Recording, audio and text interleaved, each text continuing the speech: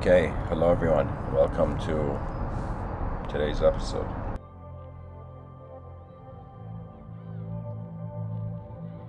A very quick note, at some point in the middle of this episode I will go on intermission for, I'm waiting for something that in the middle of it there will be an intermission in this episode, maybe a little bit of a long intermission. But I'll dive into it and I'll share tonight's episode and the concept that has arose to me. And so the sentence just popped into my mind: when emotions stand alone. It was as if like a shout from, the universe in my ear.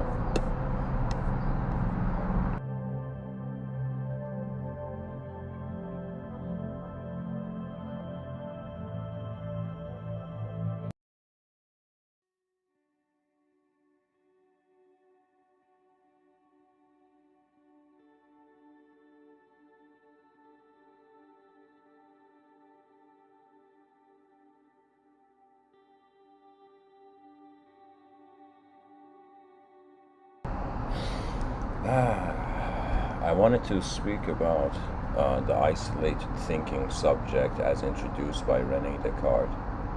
I wanted to, in this episode, also to go into a quote tunnel of Rene Descartes, so you can say this episode is pretty much Mr. Within's reaction to an idea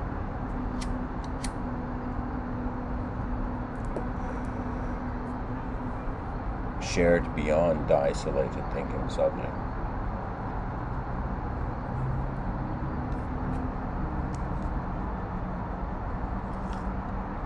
You see, guys, we are emotional beings, and if we were to try to understand what emotions are, we can say very simply that emotions are our response to the world.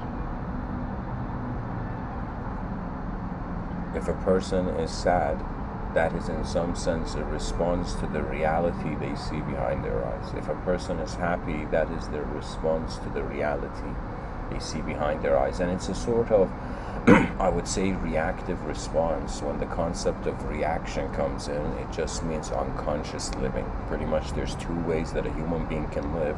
You can live consciously or you can live unconsciously. If you live unconsciously, you're being thrown around by the world, by the forces of the world, as if a giant is like taking a kitten out of the box. I'm telling you, if the person doesn't use their intelligence to somehow smoothen their experience of reality, they will be pushed and pulled around by the forces of nature. I had lived through this phase of life for a while, where it was in some sense I had this mentality that everything is divine, there's no need for additional, movements of the free will.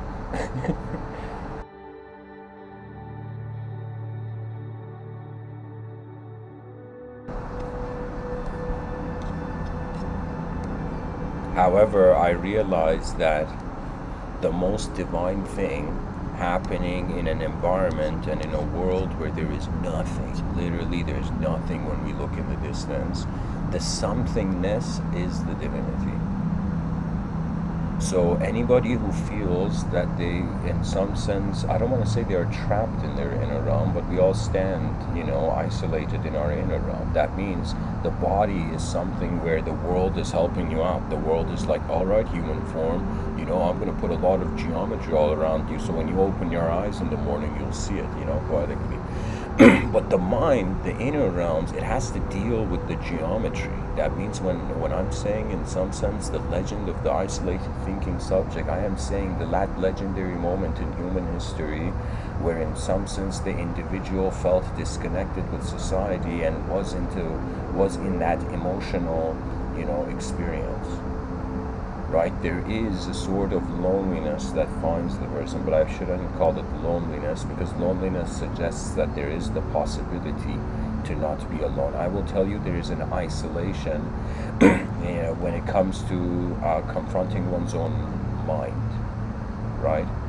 There are moments where it's as if you're standing behind your shoulder and watching the captain of the ship looking at the unknown waters ahead, I've had many moments in this lifetime where I will say I have looked in not even with certainty. I have just looked at how much unknown there is, and it has, in some sense, pushed me into existential panic attacks. But really, what it is, it's like the intensity of an emotion.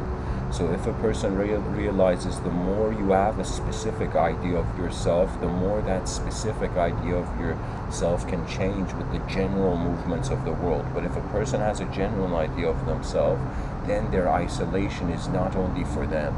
There's some people who I would say hilariously, they are street smart, lonely people.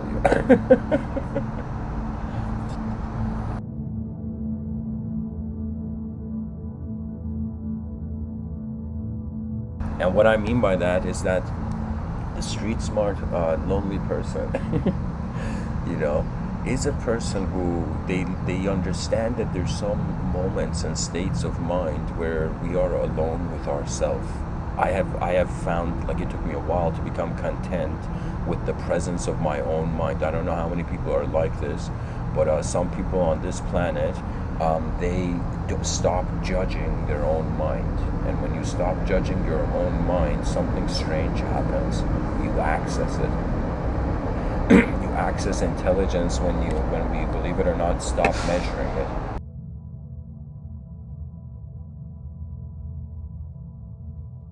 And when I say stop measuring it, I'm not saying like all attempts of human calculation of the universal event are void. I'm just saying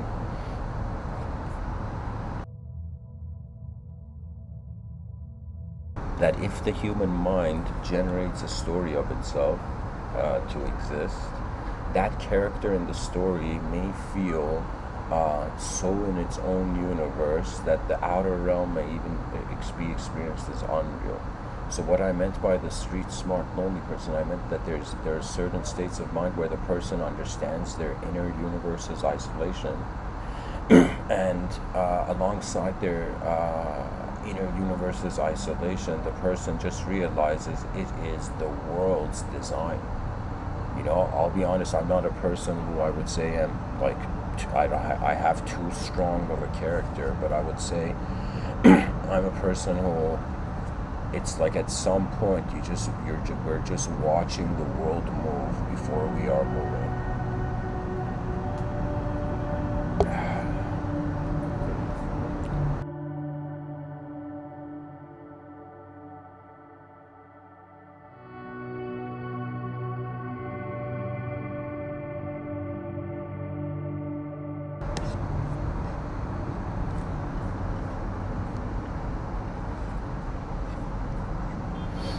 There's a quote I've shared in the description of this episode. I find it to be one of the most incredible quotes from Rene Descartes. He says, "It is not enough to have a good mind.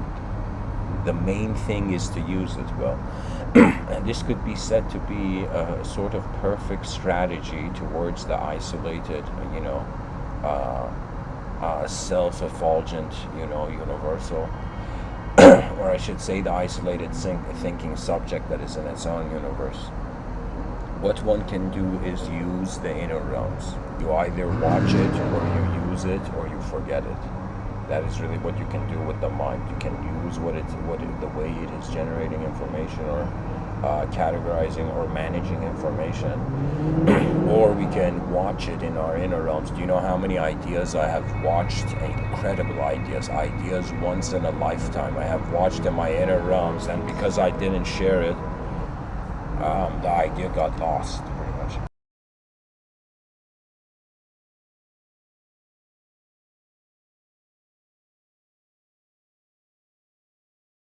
There is this view that mankind has lost technology, has technologies, and these technologies can become lost, like a lost technology. But there is also this view that man is a technology himself.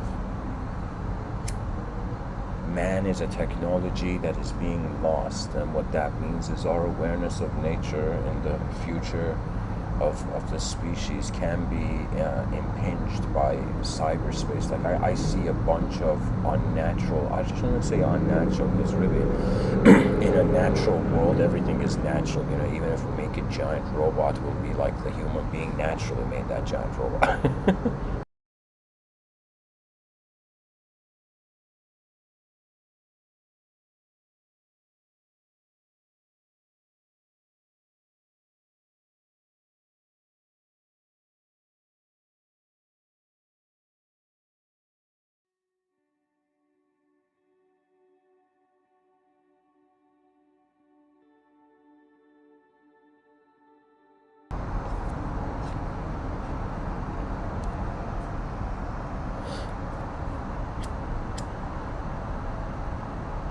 our individualism is an opportunity to reinterpret the universe. I would say there is no such thing as kind of like healed or broken hearts on this planet. The moment the person realizes the inner realm and the outer realm are different,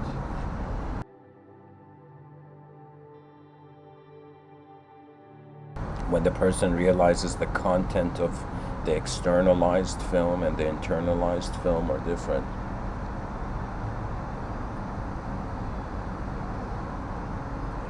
one learns to accept what they are. That is a very important lesson. And that's, I don't know any other way a human being can in some sense survive, an isolated island of an emotion.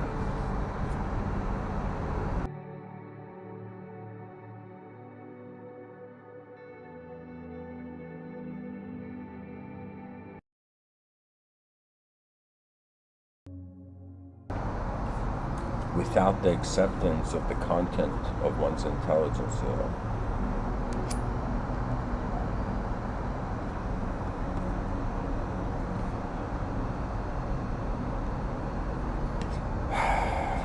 And of course, Rene Descartes was a French philosopher. Maybe I should have shared some details about his life. At a young age, Rene Descartes, and he was also a mathematician, he wasn't just a philosopher. That means when you want to solve the mysteries of the world, you automatically polymathize. Polymathize, yeah, that's a good word.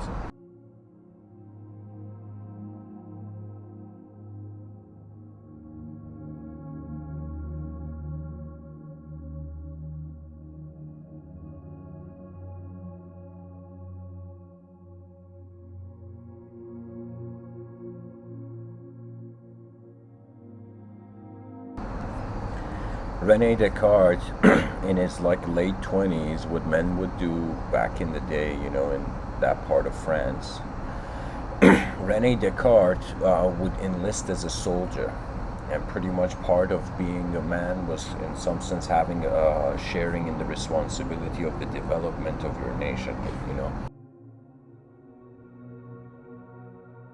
At that time, social service was like to be a soldier at Rene Descartes' time. A soldier or a teacher maybe. But Rene Descartes, at some point, evidently there's this story that he's in this barracks and he's sleeping, as a soldier, and he gets this vision that some sort of angel comes to him and says the next conquest of nature is through math and number. It's through number and measurements.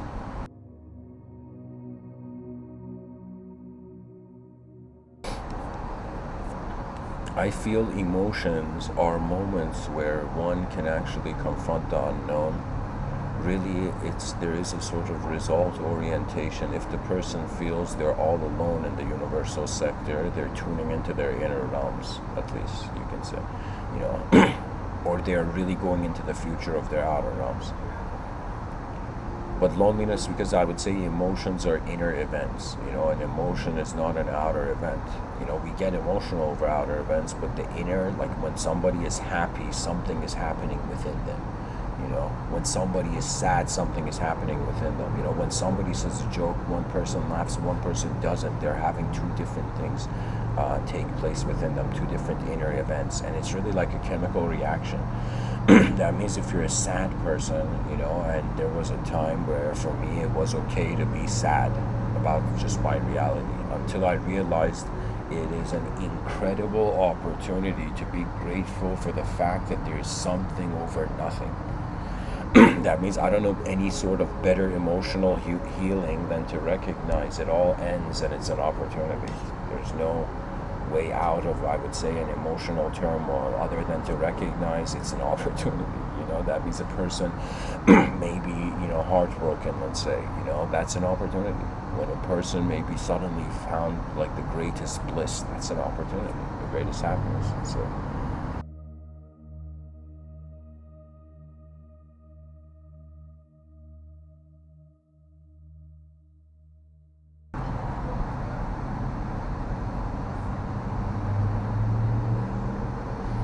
Guys, also when I say when emotions stand alone, again, I'm pointing towards the character. So imagine we are a character in a video game in front of our eyes, and a character in a video game behind our eyes. The character we are in the video game in front of our eyes is not made of pixels, it's made of elements, the periodic table. And the character behind our eyes, it's not made of pixels, it's made of language and stories. And really, emotions are how the story behind your eyes is having a relationship with the story in front of it.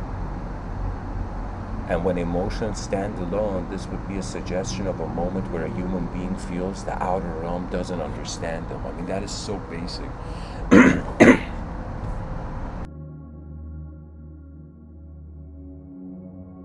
That it's like there are moments where the world will never understand us. And when I say never, like it's not even designed to, understanding is a privilege of human grace, and I would say compassion, because really in life, everybody, whatever a person does, reality goes forth, right? The world is like a treadmill, and the human being appears on this treadmill, and whatever decision the person makes, events go forth, right? I would say if a person feels disconnected from their outer realms, then the inner realms can lift off in accordance to their vision. So I'll give you an example. Let's say you're a person, you're part of a team. This is a great team, and you have been working with this team for a long time, whether visible or invisible, but let's say visible for this example. Let's say you're working with a visible team.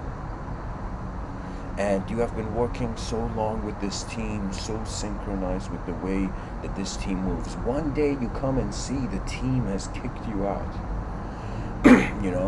Imagine Steve Jobs also as an example. You one day come and see the team has kicked you out, and when you, from a state of being dependent on, let's say a person was in a team of 4 other people than themselves, they were in a team of 5 people. So the moment the person is kicked out of that team, for example, that team, that character, that individual cannot rely on the inner realms that the person, or what's a better way I can say it? The moment the person gets disconnected with the outer realm, collective view of the team, the person is kind of in their own isolated universe. So it's as if when there's others around, universes merge, and when a person is alone, their universe is alone. Some people say, oh my God, I'm so lonely in this world, and then there's some people who are like, oh my God, my species is lonely in the cosmos, But anyways, let's say you were part of a team, you got disconnected from that team, and so now you're alone in your own universe, the team has gone forth and has left you behind, and you're just there in the moment, What one can do, I would say, is to consider a quote from the movie Gladiator. I mean, that may sound a little bit humorous, but I'm telling you, there is such wisdom in that film, which is remarkable. It's as if the director, Ridley Scott, understood nature's movement. So anyways, there's a scene, and it's a deleted scene. It's a scene that's not in the original movie, if I remember correctly. And so what is this scene? It's like, at the beginning of the movie Gladiator, the person's a general, Max, the main character is a general, and then this general is deceived by royal order. Then he becomes a sort of slave that becomes a gladiator. Now, there is a scene where Maximus in the movie Gladiator is at the end, is at the bottom of the Colosseum in Rome. And he's about to kind of be brought up into fighting the emperor. So it's that final scene of the movie. And before he fights the emperor, his general buddy comes up to him, the person who had deceived him, who had left him alone in his universe. His general buddy comes and says, Maximus, I'm a soldier. I obey. That means, buddy, forget I'm your friend or not. I'm a soldier. I will listen to you, And so Maximus looks at this guy who's his general buddy, and he, sorry, not his general buddy, his commanding officer buddy, And he says to that person, this is the epic scene, this is the epic wisdom, where he says nature, I don't remember the exact words, but it's something like, nature never puts one in a scenario that it has not prepared them for. That means regardless if you are in your isolated, thinking subject of a universe, or you are in your collective objective, physical universe, action of a universe. Nature never puts one in a situation where it has not prepared them for, because we know nature develops and then moves. The child grows up and it can move. The child grows up and then it can speak. Right? So I'm saying pretty much to the human species, hey human species, every person is in two universes, an inner and outer one. In the inner, you will 100% feel loneliness. In the outer, you don't, it's like, it's kind of optional. Now, I'm saying in the inner realms, that loneliness is not a bad thing. And I shouldn't even call it loneliness. That solitude of the inner realms, how your universe is standing to itself, there is a great value in that. And its greatest value is that it is not being interfered with. That means it's like, I see pretty much loneliness or solitude as, in some sense, the best time to practice anything. It's like the best time to train. And pretty much I feel life should be pretty much like an advanced training session, but in the middle we enjoy it,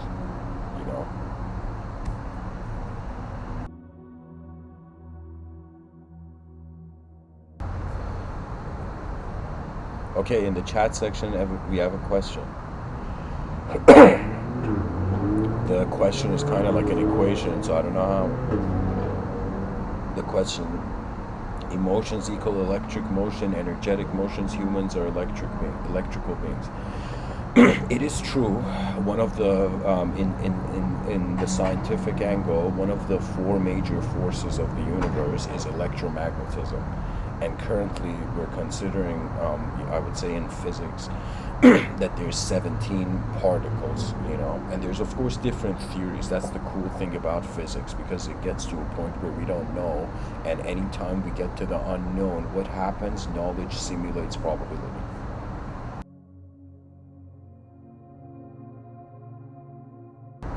So in regards to Justin saying, is emotion electrical motion? I mean, sure, like our heart has a pulse, the brain is like a thunderstorm, there is an electromagnetic field, and even this notion of auras or seeing beings around one could just be the transition of electromagnetic fields, I remember seeing, I think it was a video or somebody was saying it, I don't remember exactly, but somebody was saying back in the day, those human beings that were considered royalty, the percentage of iron in their body, like it was the person was sharing some sort of conspiracy, where the person was saying those people who became king back in the day, the iron content of their body was like a lot, it's one of those ideas that makes you laugh, but at the same time makes you think of how much of how karma happens is electromagnetic, right? Because if we say we have karma, which means cause and effect, kind of the third law of thermodynamics, if we have cause and effect,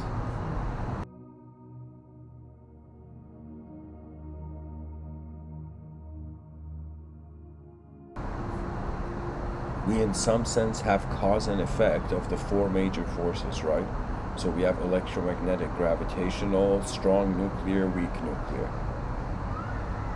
So it could mean that there's a cause and effect to gravitational experience, there's a cause and effect to our electromagnetic experience, and anytime there's a causal position, that means your free will can change how the moment is. Right now, as I'm giving this talk, I'm actually in the causal position. I am generating sound, but what the cool thing is that the sound, like people may feel I'm saying something new, but in my inner realms, these ideas are kind of moving like a river. The river isn't new, the vocalization of them is. So I would say, sure, emotions are as much electrical motion as we are a sort of creature in an electromagnetic field, and the moment we move, it's like, how can you not have the electromagnetic field shift, right? So you will automatically feel emotional, There's a picture of Nikola Tesla. I'm going to show people this picture where Nikola Tesla is sitting pretty much like Thor. He's sitting like, if Thor, like the Norse mythological god, was to come and talk to one person in human history, it would be Nikola Tesla, 100%. So here's a picture of Nikola Tesla just chilling in his... Can you imagine, you're Nikola Tesla's friend, you've gone to, I don't know, take some food to Nikola Tesla back in the day, and you end up seeing this picture. So if people look at the wallpaper, they will see it. Look at Nikola Tesla just chilling, They're like, hey Tesla, what are you doing? He's like, nothing, man, and then like waves, Nikola Tesla was fearless in the pursuit of what reality is in the unknown. All the great leaders of mankind have had this quality in common, that they realize there's something unknown going on, and from the isolated or overwhelmed inner vision of themselves, they kind of work.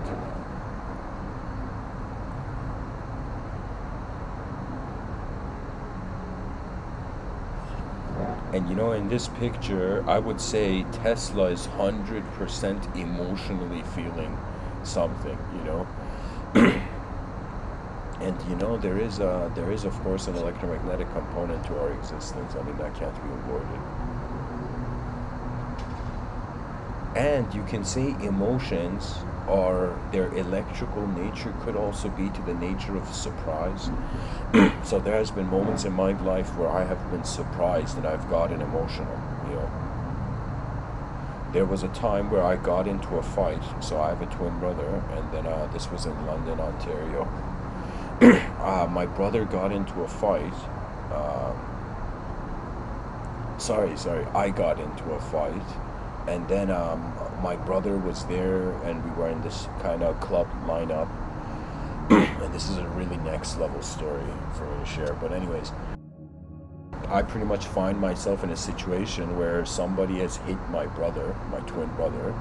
And imagine you're a bit intoxicated on alcohol. You've gone with the friends clubbing, for a night. And I don't know what took over me, where it was as if like there was a sort of emotional shock. That emotional shock activates a chaotic, I shouldn't say chaos, but activates a very intense power, right? And if the person is not conscious of their emotions, they don't react to it. But I am unfortunately in that moment when when I noticed my twin brother had been in a fight, I just went like ape. I don't know how to tell you, like I literally became a gorilla,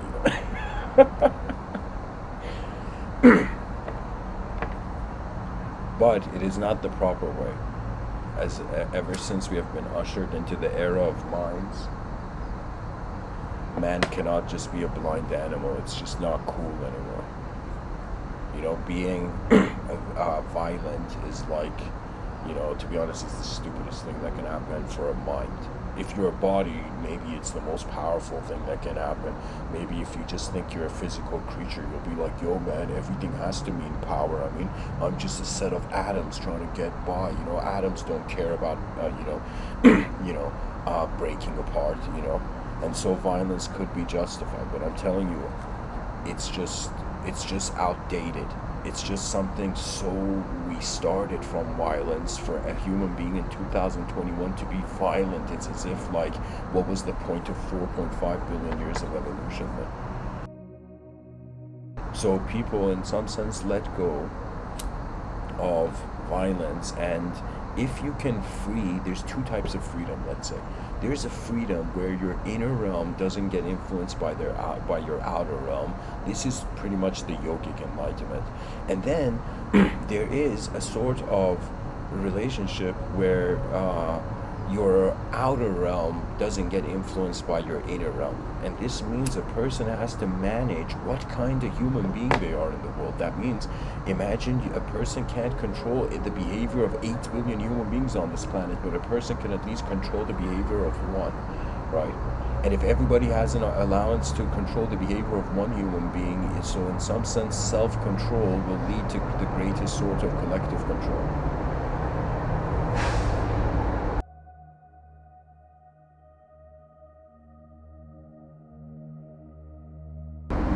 There was a debate between a man named Jordan Peterson and a man named Slavoj Žižek.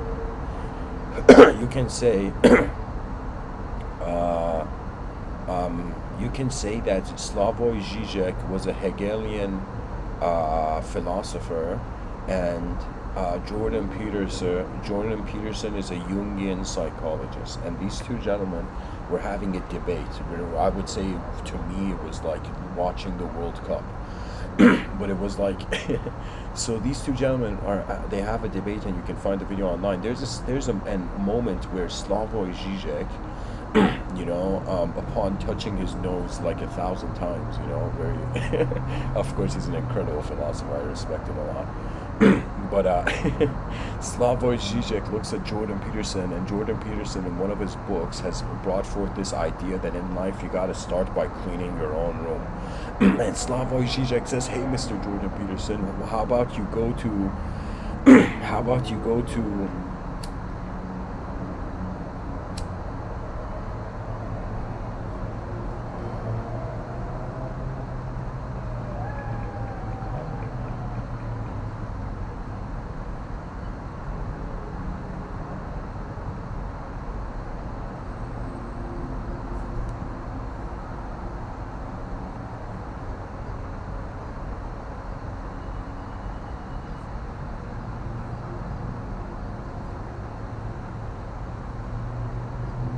Anyways, guys, sorry, there was my attention went elsewhere. So, anyways, guys, sorry. Slavoj Žižek looks at Jordan Peterson, says, "Hey, Mr. Jordan Peterson, why don't why don't we go to North Korea and tell all those people in that sort of celestial dictatorship, self-proclaimed celestial dictatorship?"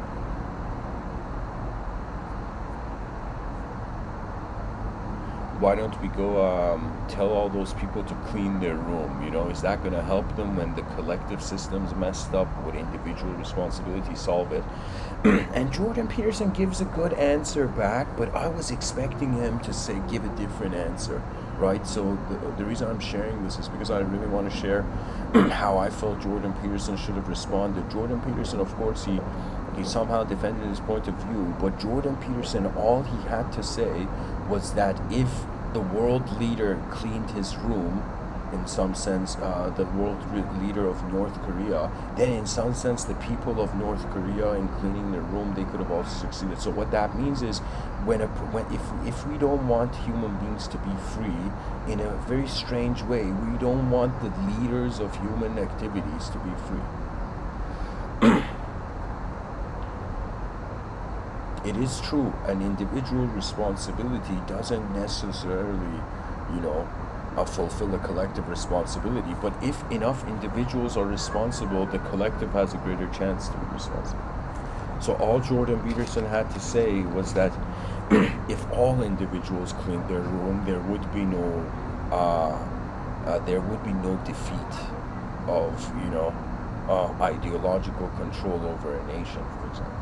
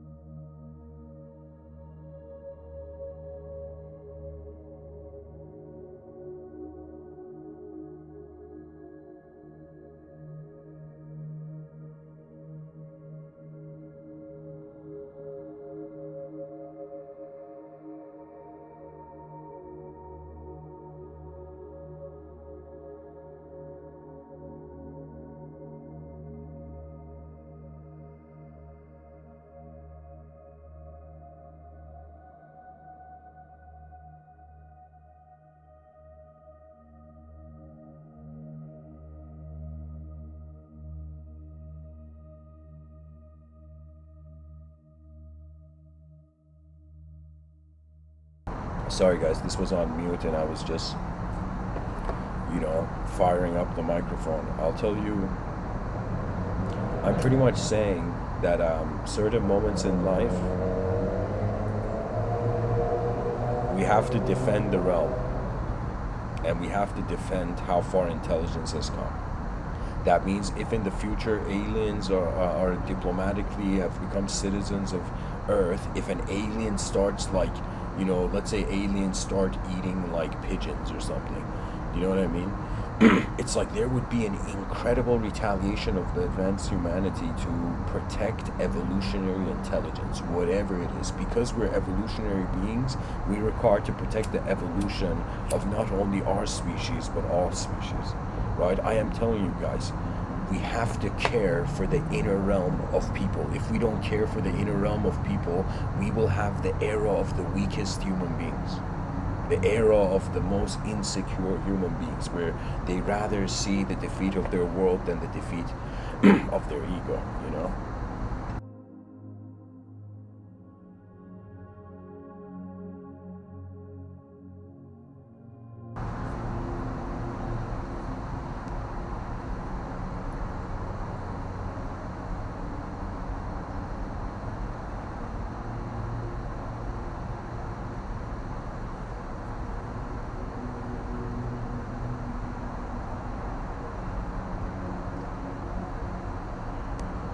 And people, live through different schools of thought, guys. What I mean by that is, some people are looking at this life, and when they look at humanity, human beings, they're like, oh my God, we're just a bunch of animals, we're just a bunch of wild animals. But if you look at human beings as multidimensional beings, we are animals that harbor incredible civilized potential. And if somebody was like, Mr.Within, what's the point of civilization? You talk about advanced civilizations, why should we be civilized? I would tell you, civilization is an opportunity to build something. That is it. When I think about why we evolved to consciousness, it is only to build something as a team, as a collective. There's no other reason why we should be aware that we are aware right now. Only to work with our individualism alongside a collective effort. Because right now, if you pay attention wherever you are, you'll notice that animals don't suffer in the same way that human beings suffer in regards to memory. Animals don't get offended. Somebody could go up to like a pigeon on the street, walking on this crosswalk, and be like, excuse my language, but a person could look at a pigeon and be like, get the fuck out of here, pigeon. And the pigeon's like, yo man, I'm just trying to, cross the sidewalk, crosswalk, You see, animals don't have the consciousness to make a story out of their suffering that inhibits their ability in the future. It is the human being that has that,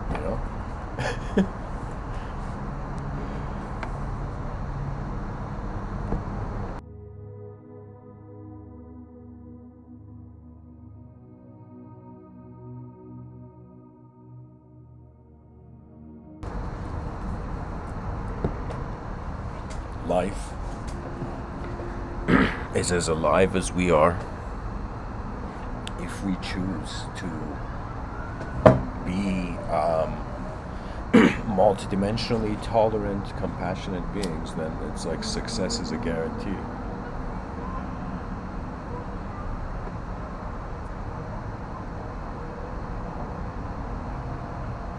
Lorna says, do you think we have awareness, so man was given the job of taking care of Mother Earth with this ability? Mother Earth is taking care of us. The Earth is so much bigger than us, that if we try to take care of it, I think the planet laughs, right?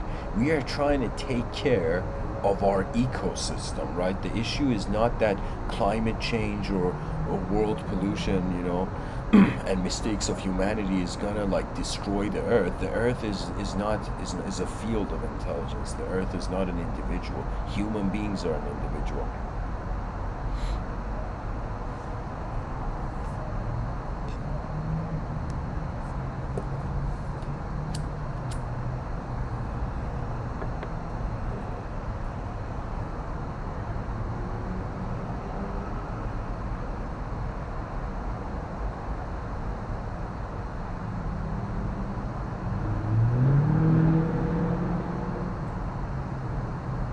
yeah.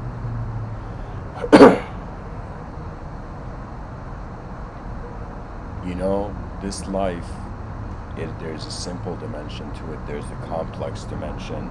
The human species has an access to do something about the complex dimension. And guys, you know, sometimes I have poetically people in the chat section are talking about animals. I've thought about like my animal guide being a penguin. You know, you know, a bunch of penguins wearing tuxedos is like the person's animal spirit. You know.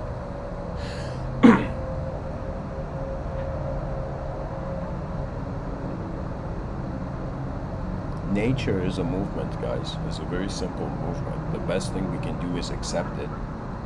You know, human beings have to be like, all right, you know, I'm in a world, there's creatures in it. I was like, what else can I do? I gotta accept this.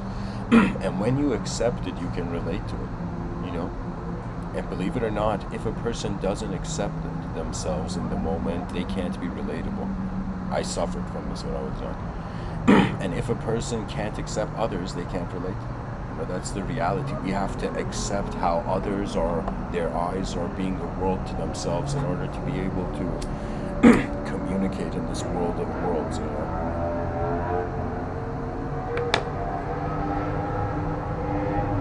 Can you imagine in the future, guys, a giant extraterrestrial like Godzilla level lands on the Earth, and there's this genius scientist and the United Nations like, what are we going to do about this giant thing on our planet, you know? And this scientist, this genius scientist comes up and he's like, ladies and gentlemen, I have the solution. You know, and the United Nations is like, who are you? And the scientist reveals that his strategy to combat this giant alien is actually to get a bunch of penguins and enlarge the penguin to the size of like a building, you know. And pretty much the penguins will peck at the giant alien, and eventually the giant alien will leave. Imagine that kind of storyline. Oh man, this world turns in so many ways that every day I come to talk about it, it's a new world I'm talking about. And people are like, Mr.Within, you know, why are you repeating? I'm like, I'm not repeating. The world is changing, so everything I share is in some sense to a different context than before. It's literally impossible to give a podcast 2 days and like in 2 days, you know, day 1 and day 2, and have the podcast be 100% the same. It's impossible to do that. Unless you're a robot, you know.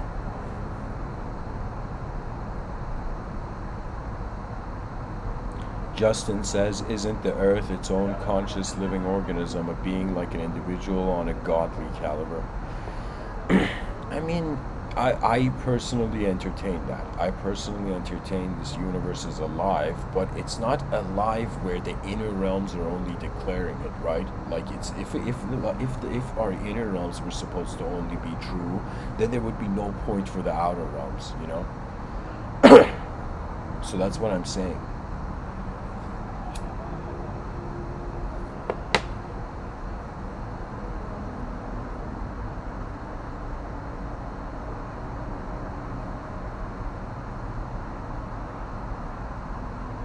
You know, every person's communication reveals their karma, you know? This is why nobody can ever be afraid of speech. Communication is such a natural thing. And when we step outside of our true nature, then there is paralysis.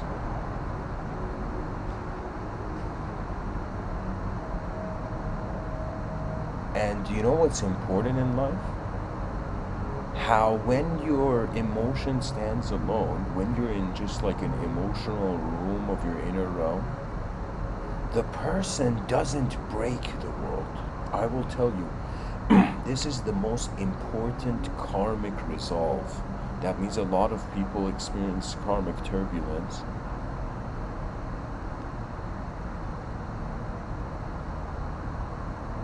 Simply because their emotions allow them to hit the world. What I mean by that is like this may be a strange idea, but a person can be gentle to an object and a person can be gentle to a subject. When the subject of the person, how the person holds themselves as a subject, when that changes, a person can suddenly stop being gentle with themselves, subconsciously authorizing to them an ability to, not an ability, but a viciousness to be. It's like this: if a person doesn't respect themselves, they won't respect others. If a person doesn't respect their mind, they won't be polite to others. This is the nature of it. Because only when you know the value of something, you act as if, you act in accordance to that reality, right?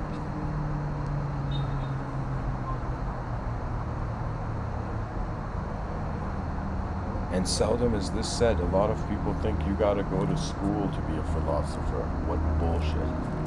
Anytime you recognize the unknown, philosophy is fathomable. Emotions can be heavy. In the inner realms, I have experienced dehumanized emotions. You know what those are like? Those are like having moments in life where you have gone beyond solitude and you're just standing as your presence, and your presence in your inner realms begins playing with time. When it begins playing with time in the inner realms, the person can literally, like, how you rewind a film or fast forward a film, you can do that with your inner realms. You can use your free will to change the rhythm or the speed of the thought stream or the consciousness stream being accessed. And if it speeds up, if the inner life begins living quicker than the outer life, the karma of the outer life, in some sense, it's like the person's being too fast for karma.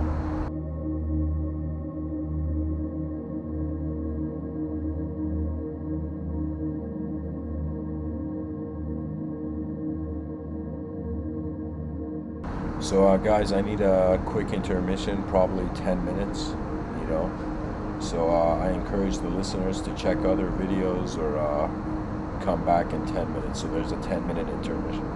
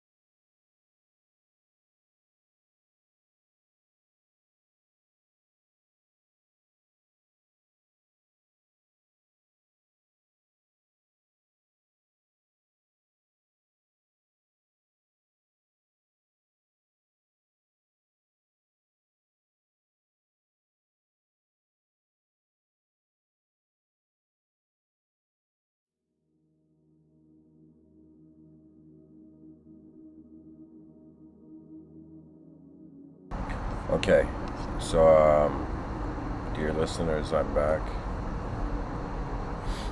Let's see where we were.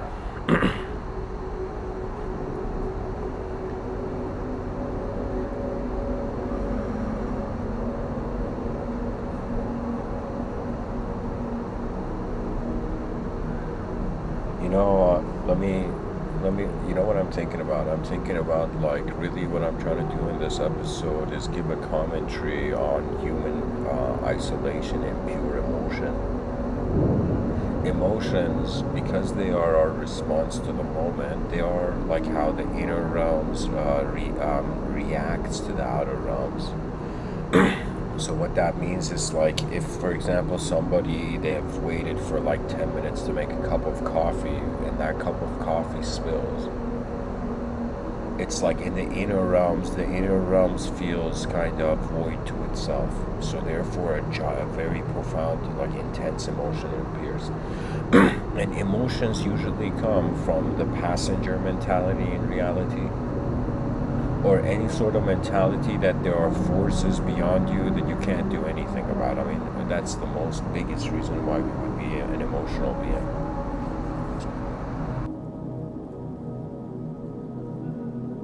I can't say it's the biggest. I mean, the biggest reason could also be connection.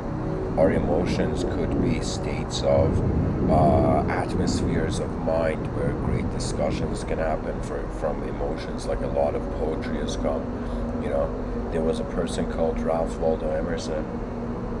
He started American Transcendentalism, and his whole approach was, in some sense, he was considering that the soul is the extension of God. Therefore, man's relationship with his own soul is the greatest relationship man can have with God.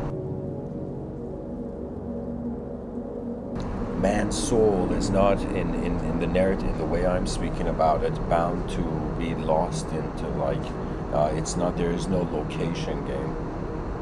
There is no, it's like timeless multidimensionality. That means there is no afterlife, there is no before life, there is life, and then there is time.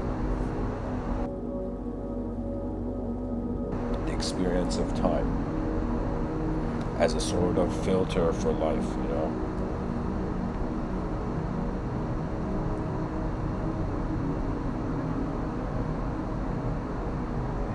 And because we each have a different DNA, we think we have the same emotions. We think two people can be sad or two people can be happy. But those are just generalizations of emotions. I would create two classifications where there's general emotions and there's specific emotions, And specific emotions is following this idea that every person's emotion is an emotion that has never been on the planet. It's a first time display. That means if I get emotional in this talk, the listeners should be like, this thing has never happened, So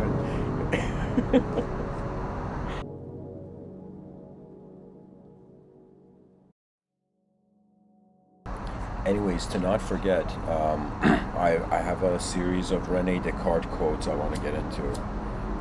Think of this segment of the episode as a quote tunnel where we're trying to we're trying to envision how Rene Descartes' eyes were open to the world. So when I'm reading these quotes, the best way for the listeners to receive it is to, for a second, try to fathom who Rene Descartes was and try to see that all knowledge is how far human beings have seen the world. That's really what knowledge is.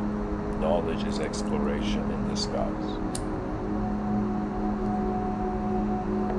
Rene Descartes says, if you would be a real seeker after the truth, it is necessary that at least once in your life you doubt as far as possible all things. Rene Descartes says the greatest minds are capable of the greatest vices as well as of the greatest virtues. Rene Descartes says it is not enough to have a good mind, the main thing is to use it well. I read that. Rene Descartes says the senses deceive from time to time, and it is prudent never to trust wholly those who have deceived us even once. This thing Rene Descartes is saying, he's talking about it in regards to, like, morality and human character, but Rene Descartes also in his work shares this idea that how can we really trust the sensory realm? If you put a stick into, like, let's say a cup of water, or you put it in a pond, the reflection of the stick will be curved. So the person actually sensory wise, they are seeing a curve. Or let's say I'll even use my experience in my youth where I stood in front of two mirrors and I saw, my sensory wise, I was perceiving an optical illusion of infinitude, of infinite reflections. But the sensory is deceptive in the sense that it appears but is not the reality, right? Reality is way more mysterious than whatever strategy we've come up so far, to a point where when I was looking at it, or how do we pilot beyond the language threshold, I'm like, there is no pilot, it's just the unknown moves the known at that point. That means the evolution of consciousness is at a position where it was total unconsciousness. Then there came an unconscious self in the world. Then there arose a conscious self from that unconscious, you know. If I was to kind of give humanity a sort of a review on what phase we're in, we are right now between duality and infinity. We are that phase where from dualistic thinking of universe being good and bad, we are saying that it's infinite. So any sort of ideological overlay on this infinite system means the ideology has an infinite potential. So it's like this strange thing where in our inner realms we can access infinity, but in our outer realms we're just finite creatures that have limits in their expression.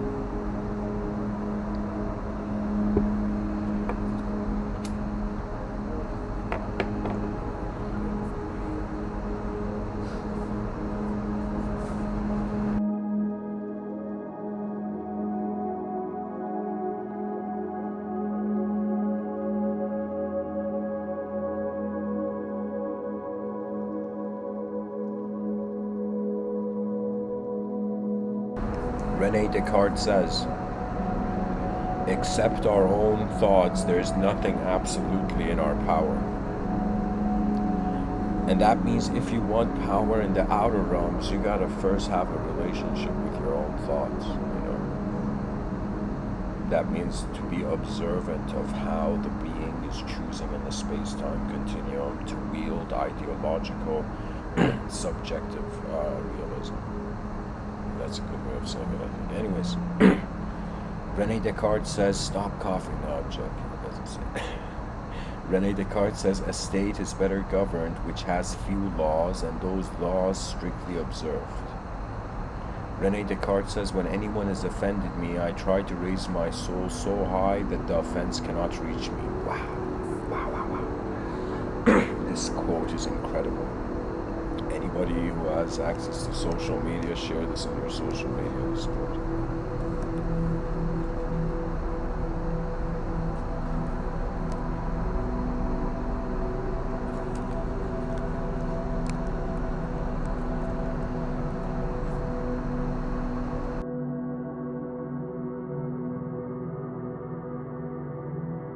You know, we can use this algorithm shared by Rene Descartes, this quote that I read, for actually the emotion that is standing alone in its own universe.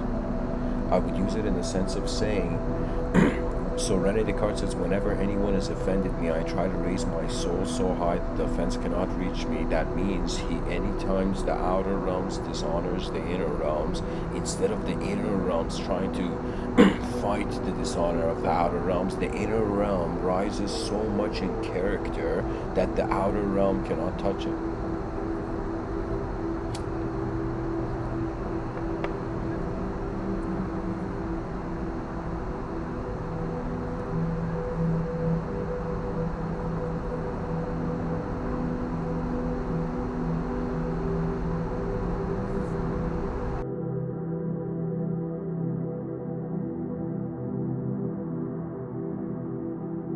You know, guys, I just realized this channel of mine, this project requires a newsletter.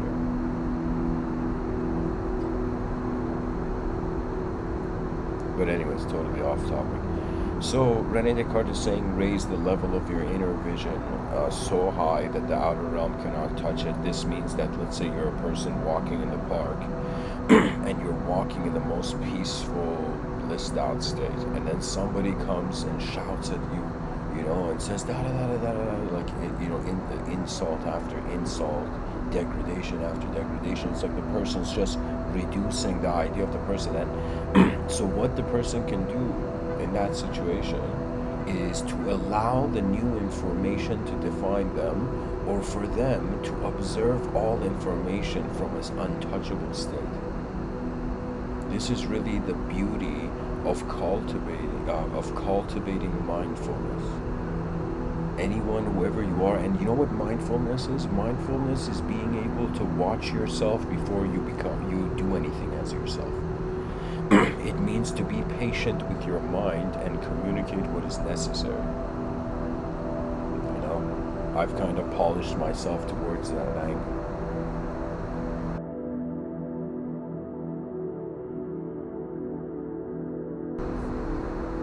And of course, people's minds behave differently, because what we have and what we are being is different.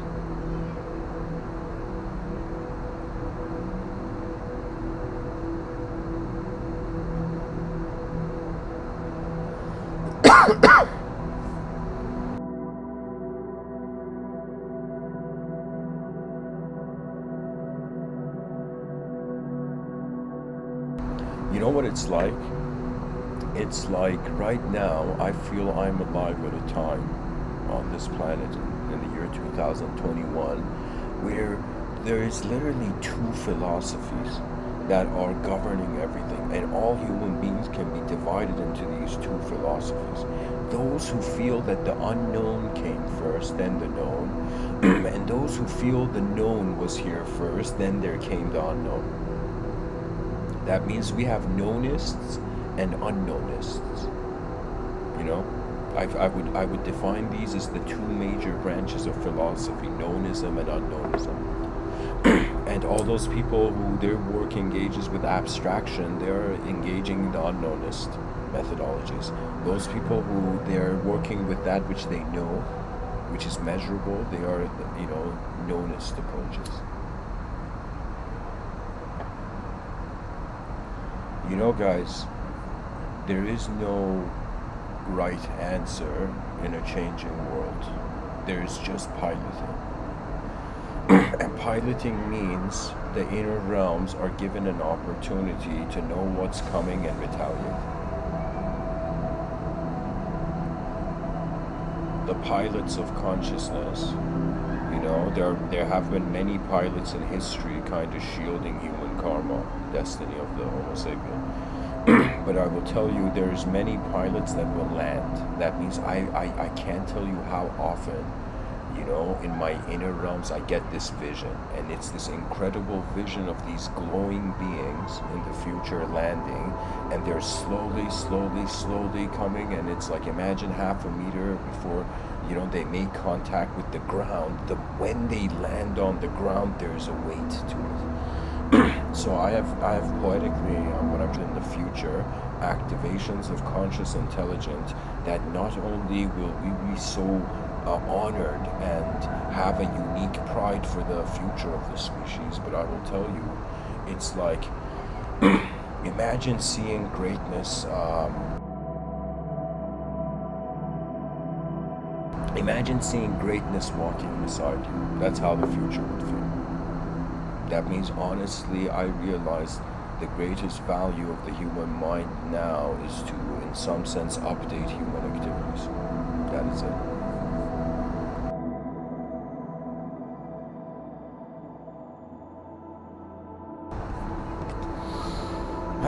Rene Descartes says, whenever I read that, he says, each problem that I solved became a rule, which served afterwards to solve other problems.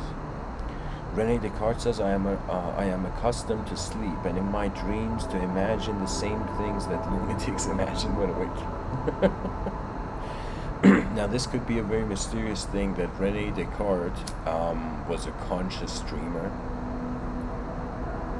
That means he would not only remember his dreams. I'm not saying this is the case. I'm saying there could be a possibility that this man, in his dream state, he had access to an office, right? I often say the imagination is like an invisible room that the person has access to, you know? And that's kind of like the beauty of romance in the world, where, you know, people are their own worlds, and when universes collide, it's as if there's like poetically galactic innovation. I mean, what else can we do? For how long do we identify with dirt? At some point we gotta identify with the sky, and when we identify with the sky becomes our home. That means, imagine you felt living on Earth was, or living in a sky city was the same size, kind of homeliness as living on the surface of the Earth. To me, in my inner realms, I have stood on so many types of inner, I would say, my own envisioned models of sky cities, that I can tell you there's an evolutionary chart I've created. That means like there's a progression before we even get to the sky city, and there's something even after that.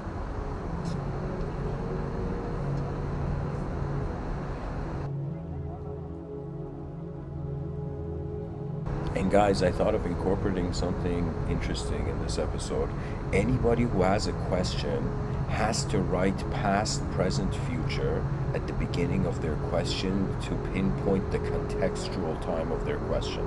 So if somebody says, like Mr.Within, you know, what will happen to meditation? The person has to say in the present, in the past, or in the future, for example.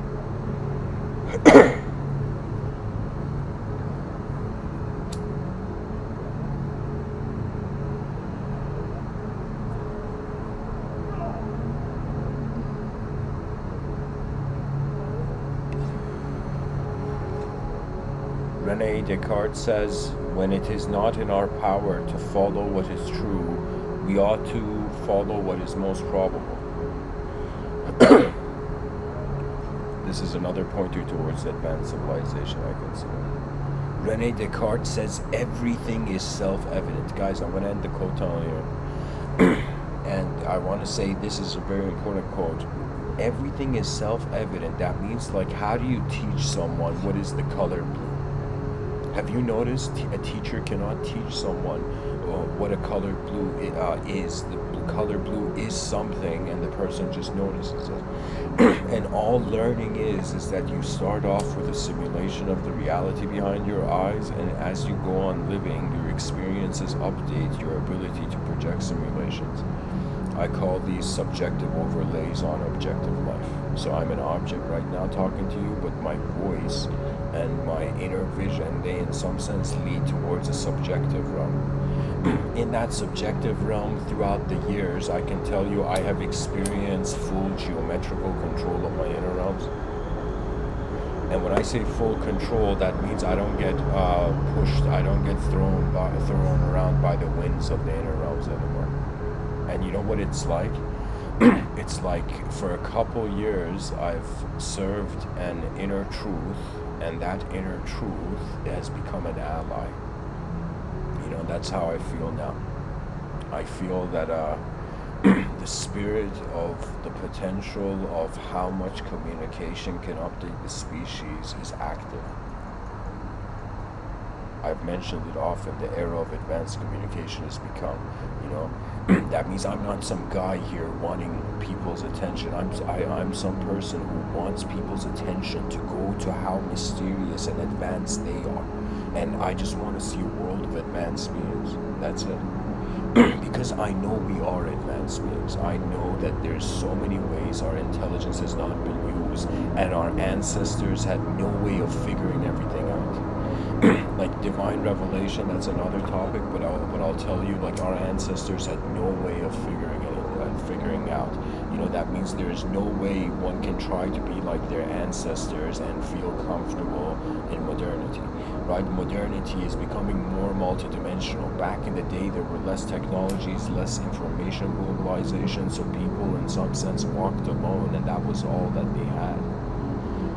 You know, they didn't even have the concept of emotions back in the day, and now everyone's like, my feelings, my feelings.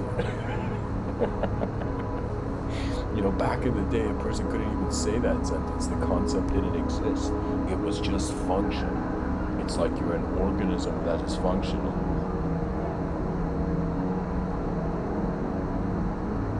And guys, I'll tell you, when I'm giving this talk and people are listening to it, you got to consider you're entering my mind field, but you're entering its auditory dimension only. That means when a person speaks, think of it as if we have 5 senses, so there's a sort of 5 dimensions of intelligence active.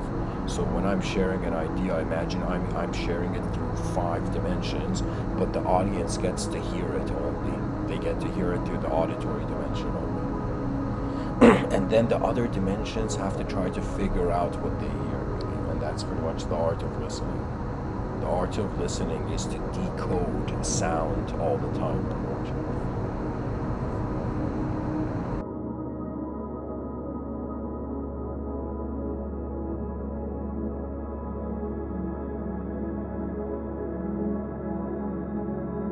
And guys, there is something about karma where I am learning this every day.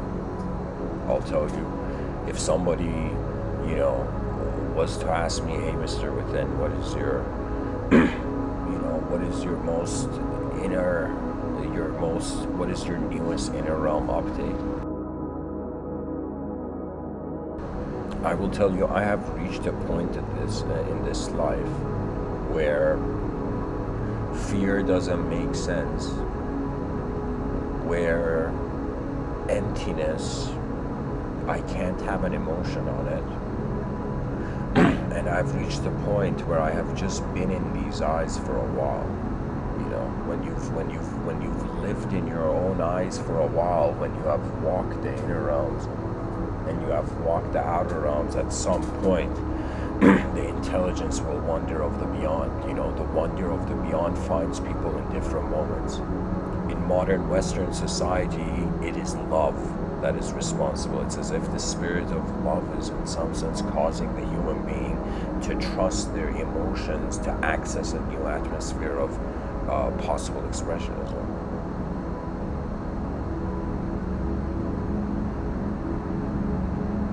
It's a life beyond language. And what I mean by this, it's kind of like in my inner realms. It's post-afterlife in my inner realms. Based on the speed, I would say my mind is moved. I feel that I've understood and I've observed something unconditional in the inner realms that in some sense is the same unconditional nature in the outer realms, to a point where there is nothing one can be afraid of in this life. Like, I don't understand. Right? There is like let's say you touch fire, your hand burns, sure, you're gonna be afraid of fire. But I'm saying, like, when it comes to the meaning of life, the meaning of life is like a self-simulated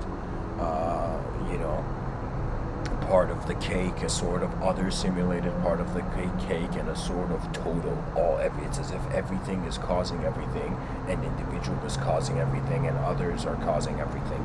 Three types of simulations are like being intersected to be the human being.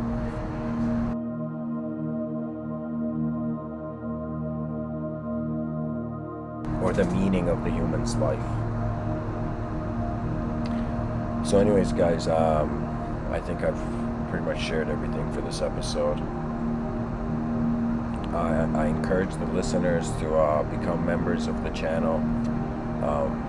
There's all price ranges are pretty much accessible, and in doing so, I have this intent of kind of starting soon, when the members increase a certain range, to start project supporter meetings. And what this means is that I'm going to be talking to the universal human being. That means, imagine you have some things to do here on this planet based on the identification of your biology. You have certain things to do on this planet based on your identification with your social responsibility. Now imagine there's some things you got to do which has to do with the universal story of the world, right? So the project supporter meetings, I'm going to pretty much be sharing certain strategies and just other projects I've envisioned of really how can we get the gears of an advanced civilization at top momentum. There's a way, but the way is, it's as if like many need to walk before, you know, even the road is paved.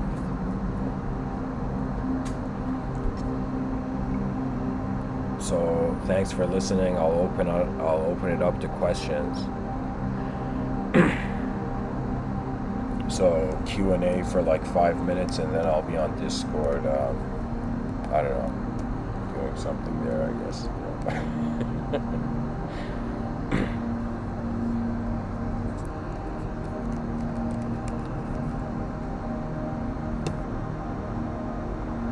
And as many questions there are, I'll stay as long as to answer them. But usually I'm such a great speaker, nobody has questions, you know.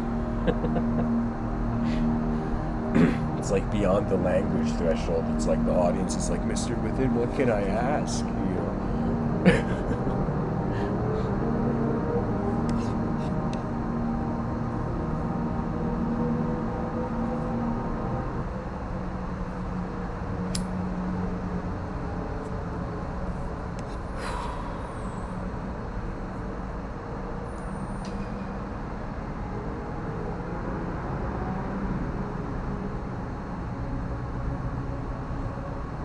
There's something I want to read for you. It's this concept, while people think of questions if they have any or not.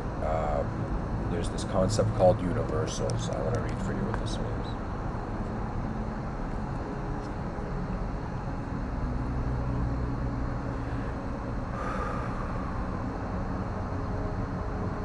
In metaphysics, a universal is what particular things have in common, namely characteristics or qualities. In other words, universals are repeatable or recurrent entities that can be instantiated or exemplified by many particular things. For example, suppose there are two chairs in a room, each of which is green. There are two chairs, these two chairs both share the quality of chairness as well as greenness, or the quality of being green. In other words, they share a universal. There are three major kinds of qualities or characteristics, types or kinds. Example, mammal, for properties, short or strong in relations, father of, next to.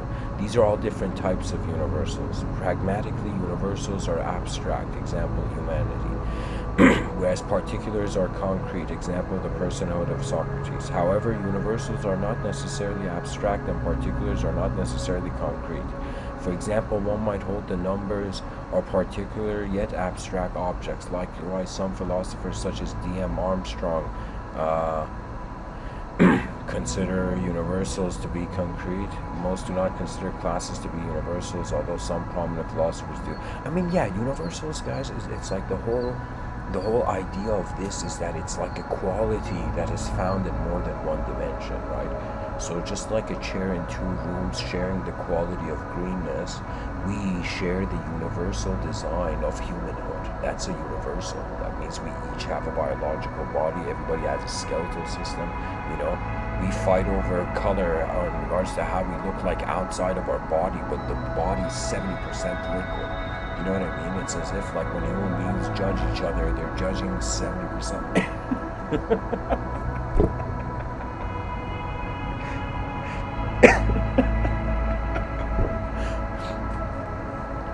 It's like, you know, when human beings fight, it's like oceans are at war, you know. Bodies that, you know, hold 70% liquid. Really, the blood is red. I would say skin color or the color of the being, those are different, you know, universal considerations.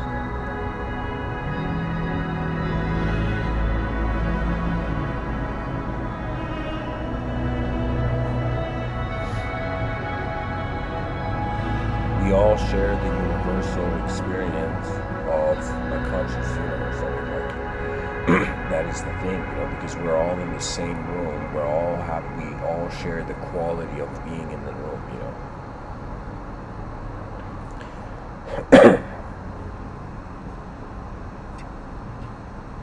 And guys, if the listeners are concerned about the coughs, we gotta fix, air pollution, guys. That's the biggest problem. Anyways, Justin in the chat section has a question. Oh, actually, let me see the order. Lorna asks a question. What is the element that always recycles? It grabs onto incomplete chains and completes them, if that makes sense. Like, is it oxygen or light photons? I was actually thinking oxygen. I was thinking oxygen is like the most important element. If we didn't have plants, we would not have oxygen. We wouldn't even have an atmosphere if we didn't have plants. That means like we're cutting down trees, and if trees could talk, they'd be like, you ungrateful animals. You don't realize we're keeping the atmosphere here for you. I'm being poetic, but you know what I mean.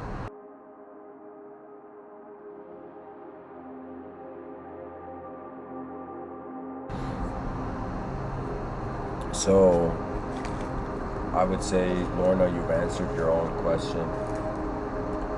And really, it's just the nature of intelligence.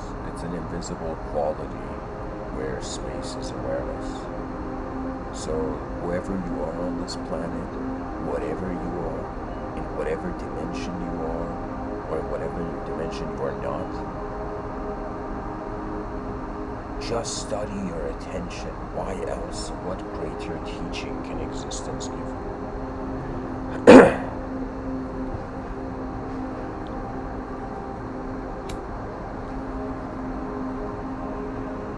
Okay.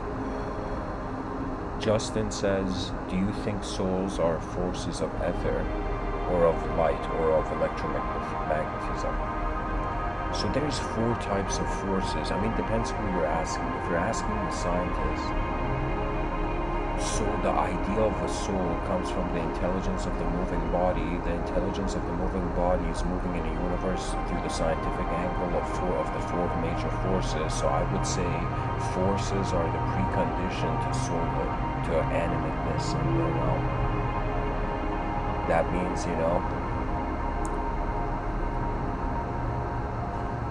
to the materialist, the Father of God is, the natural universe. And to the immaterialist, God is the Father of the universe. It's honestly like a hallway where it depends which side of it you start off and you're going to. We are a multidimensional animal. This cannot be ignored.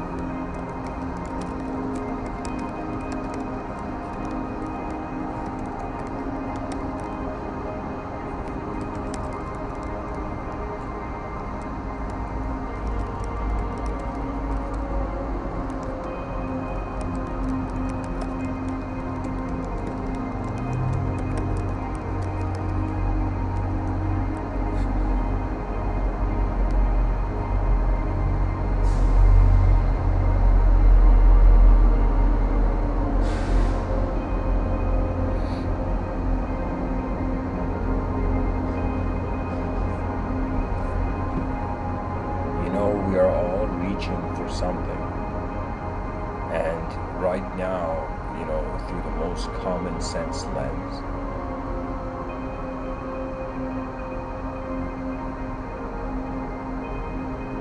it is improvement.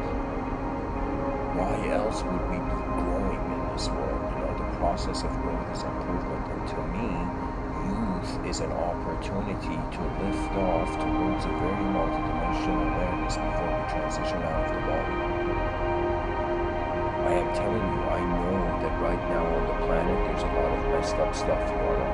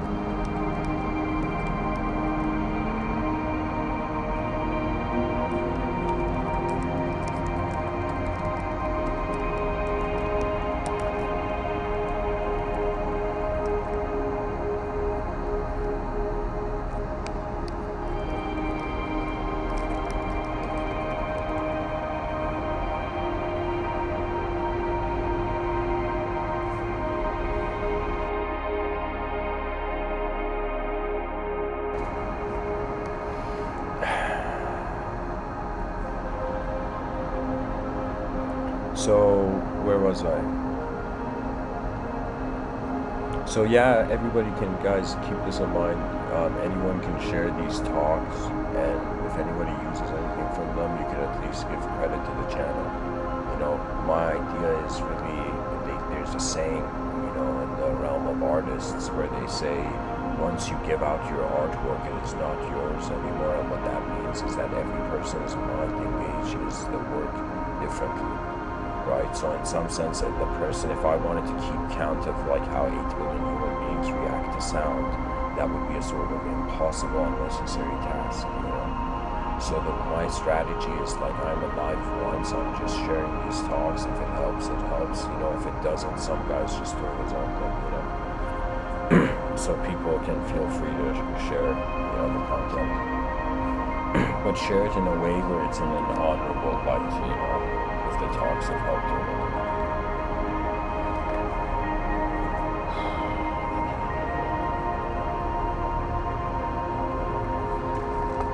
The world turns and we turn with it. Isn't that incredible?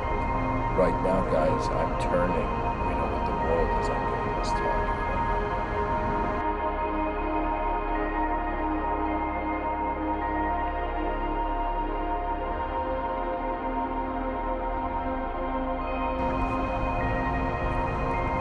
A happy but not a blind society. You know, we want a brave new world, but we don't want Aldous Huxley's brave new world, which is the great contribution of Aldous Huxley. I mean, totally, I'm going to go into Aldous Huxley talk.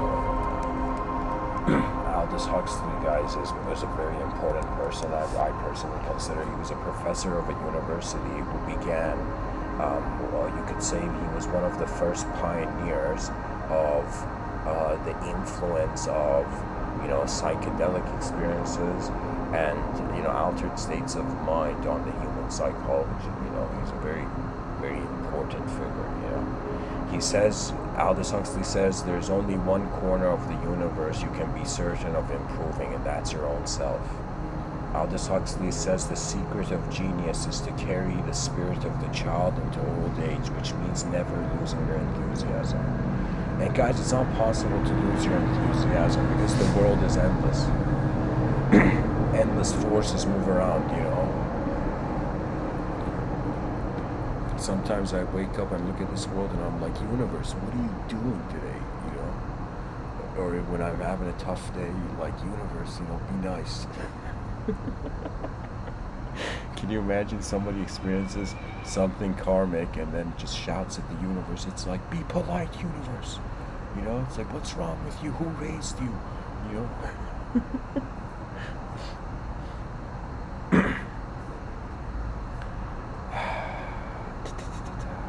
What can I do? What can I say? I'm just a moment in the space-time continuum.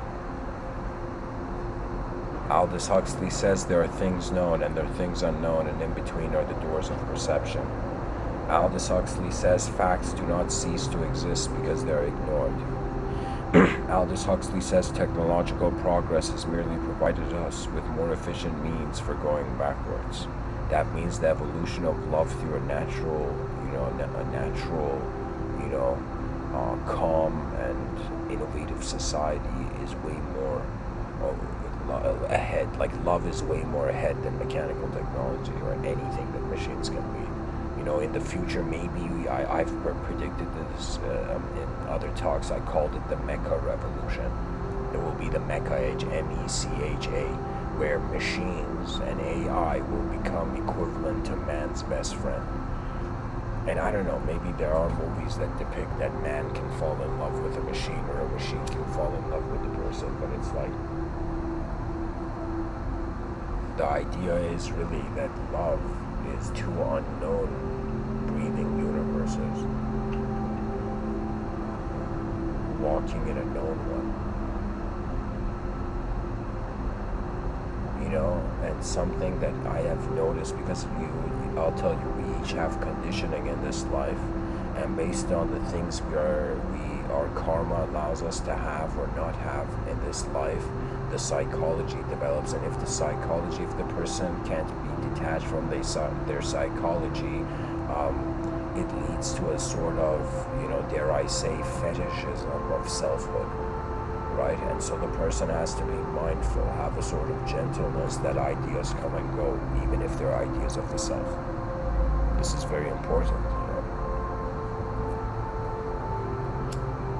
because anything you pay too much attention to, it defines you, right? And so you can say the obsession with one part of the system rather than the whole system is like a disadvantage when you can have an access to the whole system,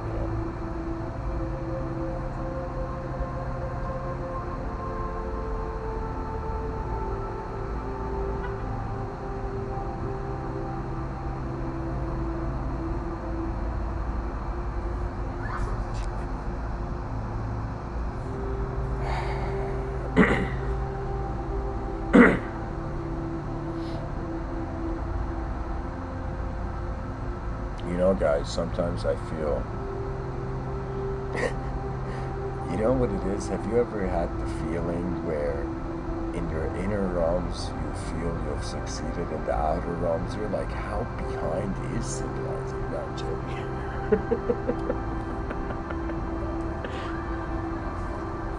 I'll be honest, guys, I mean, energy has to be utilized. Energy is best utilized consciously.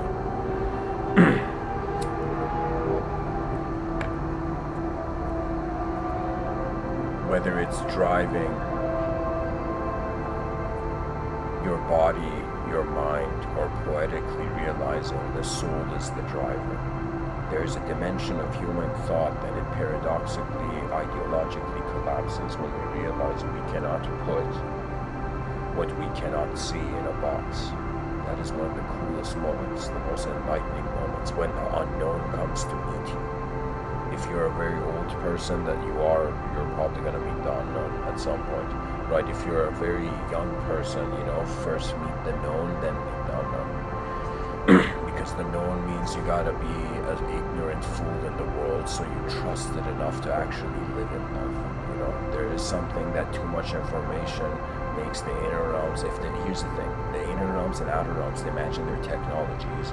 Both technologies have advantages and disadvantages. If you live more as a mind than a body here, you're gonna feel transcendent to your embodiment. So when you feel transcendent to your embodiment, it's as if like the body's being left behind by the mind. If you live too physically, it's like the mind is being left behind the body. So in some sense, just like a bird has to flap its wings symmetrically at the same time, I want to see an advanced civilization, or Mr. Within's vision of an advanced civilization is one where the pilots are properly flying in the realm.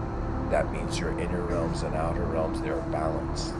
That means your greatest self and your worst self as the edge of the spectrum of your identity, they in some sense bow to the presence of your moment, right? Because the eyes are divine in the sense that they are allowing something to be here, to move to itself.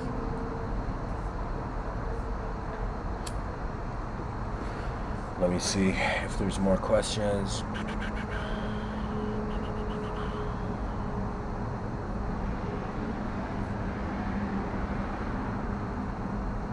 Lorna says, what are we made of? We're evidently everything we can see.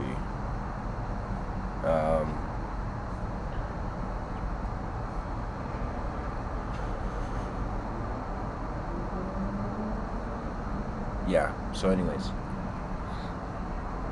whoever you are, to end off this episode. And actually, before I end off, I've talked about emotions enough. Let me go into a quote tunnel of emotions again. Let me find some quotes on emotions so we see how other human beings have received this idea. Guys, it's hilarious. I'm finding this website, like this web link in Google search, where it's like emotional quotes, you know what I mean? The quote is emotional, not its content,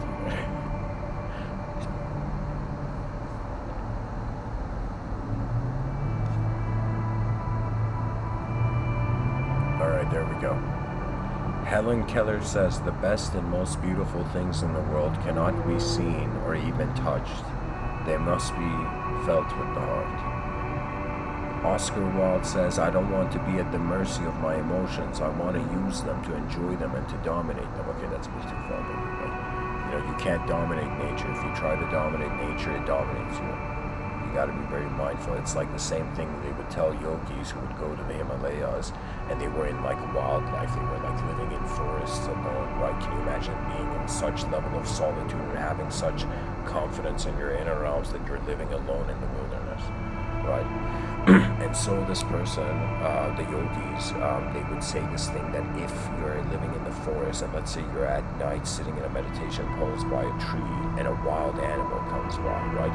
If that wild animal for a second feels that you feel fear, it will kill you, right? But if the animal doesn't, in some sense, feel fear, and in regards to the type of animal it is, your sudden movements can send it a shocking signal, you know? So there is this thing that animals, and you even realize this with bees, right? Where if you move your finger when there's a bee around you, the bee freaks out and leaves. You know, I tried this first with a pen, then with my finger, then I realized it's like movement orientation. That means there's a level of sight that is not color-based, it's just awareness to movement. So, in some sense, when you're with nature, honor the presence of your universe, you know. This is why I feel those whose life is divine for, the mystery of the world is still there, you know, and in some sense, freedom is alive still in their mind. You see, I'm not saying that we have to be theists or atheists. I'm saying, like, let's just realize language is a simulation we all log into and then have these, you know, ideological video game battles, you know, multiplayer online video game battles periodically, right? And so if we can as a species be like, oh yeah, language is not us, but we're using it. If we treat language like an Iron Man suit, when we step out of language, we are the presence of a moment. We're literally our whole moment of being. And that is a very high caliber, I would say, advanced state of mind. That would be the type of like advanced communicators that we're going to see in the world. Dr. T.P. Chia says we all live at the mercy of our emotions. Our emotions influence and shape our desires, thoughts, and behaviors, and above all, our destiny. I mean, yeah, it depends what you do. If you're super angry and you do something stupid, you know, then your emotions kind of show your destiny. Sigmund Freud says that, I mean, what I'm saying is be an observer before behaving on the observed. Sigmund Freud says unexpressed emotions will never die, they're buried or alive and will come forth later in uglier ways.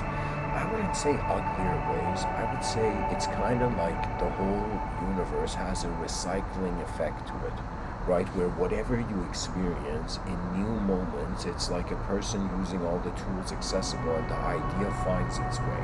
But unexpressed emotions will never die. I think that's a very honest and true statement.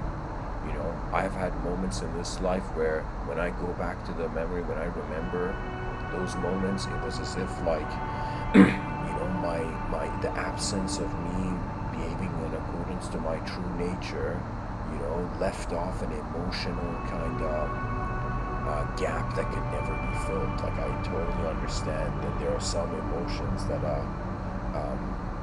it's not that they define us, it's like they are such giant events that when we're in them, we can't be anything else. Vincent van Gogh says, let's not forget that the little emotions are the great captains of our lives, and we obey them without realizing it. He means the subconscious. John Lennon says, one thing you can't hide is when you're crippled inside. This is true, I would say, in the sense that the inner realms, a person's body language, a person's energy level, really suggests how important the moment is for them. If the moment becomes unimportant for the person, everybody in the outer realms can feel it, you know. I remember there was something when I was in high school, there was a day where something had happened that I was so, you know how they say, like, that person's out of it, like, or, you in a totally different zone. It was like there was a day where I remember everybody, it was the strangest day, like I was in high school, and it was a day where I was so out of it, I was so encapsulated by something in my inner realms that everybody, like there was a lot of people who talked to me that day in my outer realms. Like there was something about not being in the world but being in it at the same time that is fascinating, and I don't know why. I think it's just the mystery of the multidimensionalism of the being. Elizabeth Gilbert says your emotions are the slaves to your thoughts and you are the slave to your emotions. Oh my God. That's true in the sense that our thoughts are the captain of the ship. So based on the type of vision you have, your intelligence moves there, right? And it's all about whether you trust or distrust your moment, guys. Anybody who distrusts their moment, you can never be confident. But someone who trusts the moment, you can instantly be confident. It's all about trusting the intelligence that is just being present in the moment. Horace Walpole says, the world is a tragedy to those who feel, but a comedy to those who think. Brilliant observation. It is true, the intellect is enlightened by humor, and the emotion is enlightened by loss. So a person emotionally, like a Pokemon, evolves when something from the reality changes, goes away, or comes forth. Bridget Nicole says, never apologize for being sensitive or emotional. It's a sign that you have a big heart and that you aren't afraid to let others see it. Showing your emotions is a sign of strength. But also, guys, showing emotions is like adding salt and pepper to the moment. If you add too much salt and pepper, you ruin the dish. Like there's that kind of view too. C.S. Lewis says, I have learned now that while those who speak about one's miseries usually hurt, those who keep silence hurt more. Dr. T.P. Chia says, emotion is more powerful than reason. Emotion is the driving force behind thinking and reasoning. Emotional intelligence increases the mind's ability to make positive, brilliant decisions. I wouldn't say it's emotional intelligence alone. It is the intellect's expansion of its own horizon. That is how you experience emotions that go beyond the individual archetype. Those people who, for example, like they've meditated and then they've experienced something that they're always like in that meditative state, like those people have in some sense, they have seen the evolution of an emotion to the source of truth. That means it's not that truth is watching us from beyond the clouds. Truth is how we are conscious of our moment. We are the watcher, we are the watchful eyes of the God that we are being judged by. Do you know? That means it's as if like we are like biological existence is like wearing sunglasses, and it's like the sunglasses realize that somebody is looking through them. But what it is, it's a field of universal intelligence. Green Brown says we cannot selectively numb emotions. When we numb the painful emotions, we also numb the positive emotions. And guys, let me tell you, at least I'm not the best person to really speak about emotions because I have, fun. Like I'm a bit of a workaholic in my own dimension, so I move past emotions really quickly. But but 100% there's way more people who can speak better about emotions. But I'll tell you my experience of emotions so far is that they just harbor content, and they usually harbor scenarios that are being compared in more than one dimension of time. So what that means is you get emotional when you've seen something and you see something else. So there's two reference points, right? So beyond duality, all emotions are like, there is no one to have an emotion, So an emotional being doesn't mean an emotional idea of self. Like those are two different things. Friedrich Nietzsche. One ought to hold on to one's heart, for if one lets it go, one soon loses control of the head too. And this means that if the person does not treat their emotions like feedback, like signals received,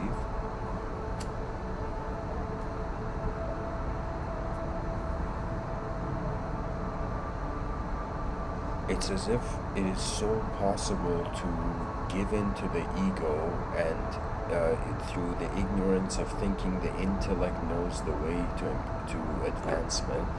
Do you know the person, you know what it is, through the insecurity of not attempting the most intense challenge of the realm, we submit to weak archetypes. So that means, imagine the archetypes are an Iron Man suit, and you as a human being, when you wake up, you choose what kind of Iron Man suit you're going to wear for that day, right? Are you going to wear like an epic Iron Man suit, or an Iron Man suit that is pretty much like medieval armor? Like, it's like you choose, right? You choose the way your eyes open to the world in accordance to its meaning, right? We are the pilots of the meaning of the world, and as we move in it, meaning arises, the same way that as I speak, meaning arises. So Friedrich Nietzsche is saying, don't lose sight of a decency that you were aware of when you were young. When you lose sight of decency, human decency, you stop being a human being, and two things happen. You either get possessed by animalistic instinct, or you get possessed by abstract solipsism, extremist solipsism. Right, extremist solipsism means that whoever, like the individual, thinks that what they're seeing is the only thing that's real, so they feel they're allowed to kind of change it, right? You can say Hitler, for example, in history, was a solipsist. He felt like he had the ultimate view on reality, you know? And that's when it becomes dangerous, right? So we human beings have to be chill, simple, and in some sense somehow tolerate multidimensionality until an advanced civilization, through an enlightened society, arrives with advanced communicators everywhere. You know what it is, this idea of the advanced communicator, I'm saying it right now, but it's as profound as the early pioneering doctors who just gathered around to make a hospital, right? And now doctors are like this, they're the most integrated idea in society.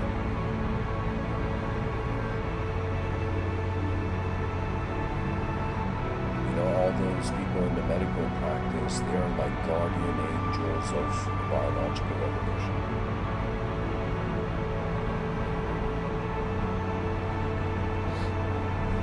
Bertrand Russell says we know too much and feel too little. At least we feel too little of those creative emotions from which a good life springs.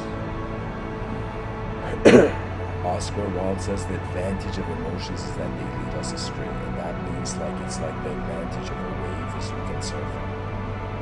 You can surf it towards novelty.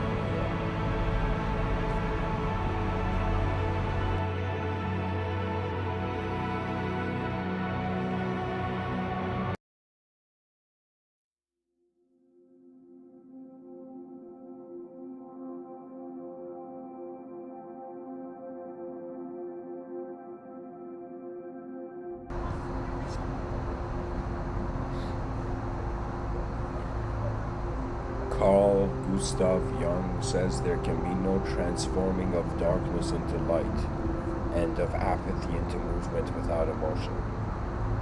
Marquis de, oh my god, I can't pronounce this, Marquis de Vauvenargues says emotions have taught mankind to reason. You know, it's like the moment human beings had emotion, we're like, oh yeah, now we can, do something about the world. We have the emotional motive, the inner motive. Lord Chesterfield, holy shit, Lord Chesterfield says people hate those who make them feel their own inferiority, And I'll tell you, of course, sure, everybody hates the new because it's a command for them to change. Anytime somebody has to change because we're a lazy animal, you could say the great war song, war chant of modern, society in 2021 is like, get up, you lazy animals. That's like the greatest battle speech. But I'll tell you, there's nothing wrong with feeling your inferiority. It's just part of the spectrum. You're like, no way. I access this part of the map of my psyche. I got to see the inferior self and then the superior self. And seldom it is said, only from accepting your inferiority and the simpler levels of life, you can comfortably move into the complex without endlessly reverting when there's pressure. So you gotta master your inferiority, then you'll never be inferior. Anytime you're inferior, you have accepted it. I have accepted my elemental inferiority. That means it's like I consider myself kind of like every moment to be a miracle how I exist.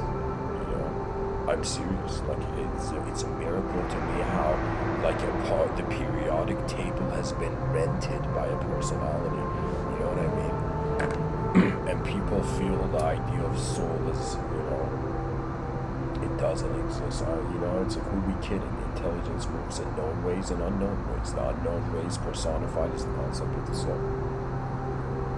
The Buddha says there is no fire like passion. There is no shark like hatred. There is no snare like folly. There is no torrent like greed. There is no shark like hatred. Anyways, there's no torrent like greed. Yeah, guys, greed is like a muddy force.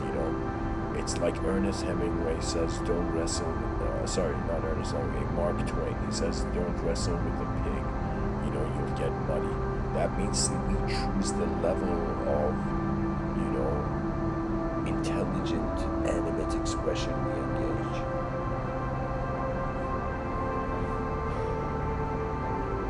Doc Child says, realize that now in this moment of time you are creating your next moment based on what you're feeling and thinking.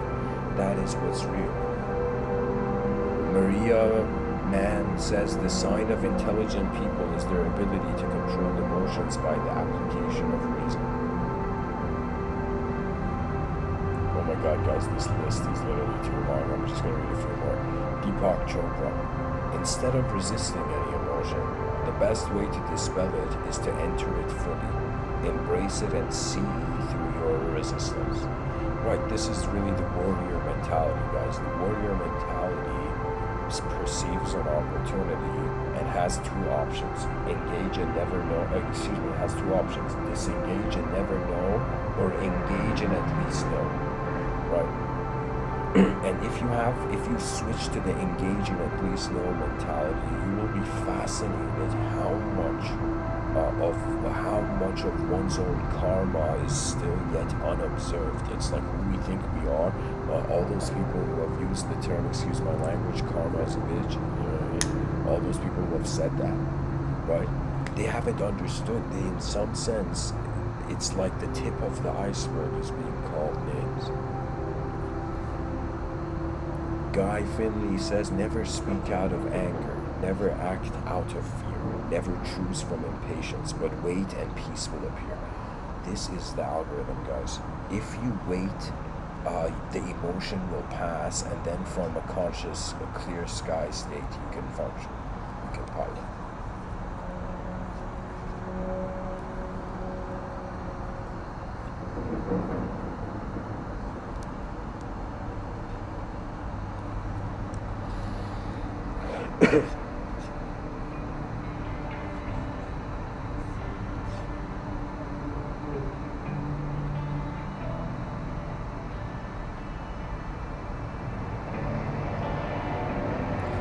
Francesco Guicciardini says to give vent now and then to his feelings, whether of pleasure or discontent, is a great ease to a man's heart.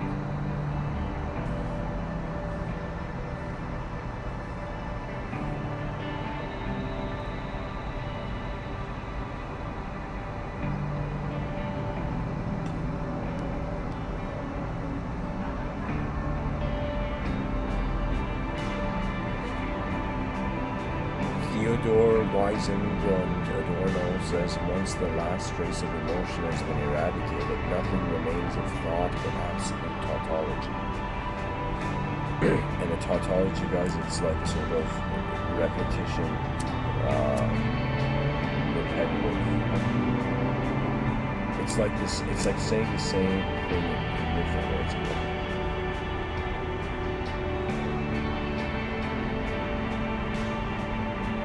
That means beyond the language threshold, all that happens for thought, it goes to the language threshold and it reflects back in humanistic simulation.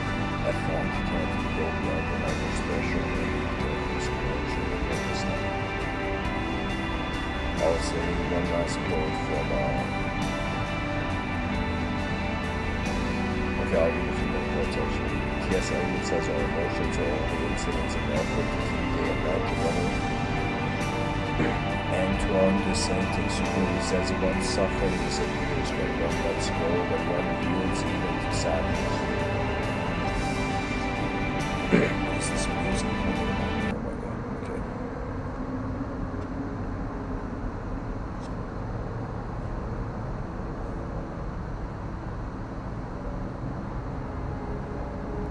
Edward Young says swift instincts leaps, slow reason feebly climbs.